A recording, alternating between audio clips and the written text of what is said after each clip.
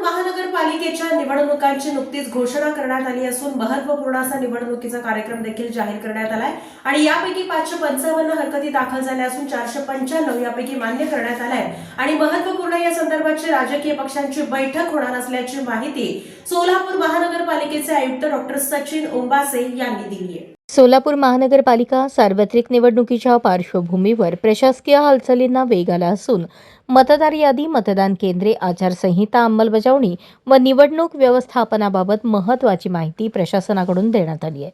मतदार यादी संदर्भात एकूण 555 हरकती प्राप्त झाल्या होत्या, त्यापैकी 495 हरकती मान्य करण्यात आल्या असून उर्वरित हरकतींबाबत नियमानुसार कार्यवाही करण्यात येत असल्याची माहिती प्रशासनाने दिली।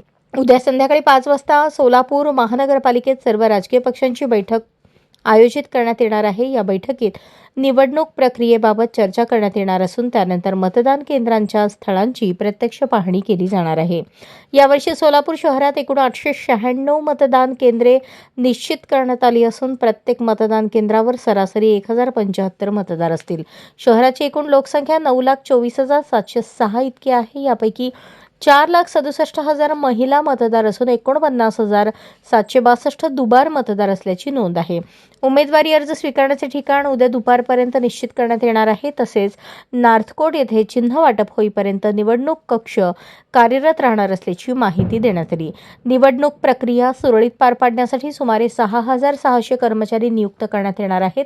1200 EVM मशीनची मतदान केंद्रांवर आरओ स्तरावरून पाहणी केली जाणार आहे।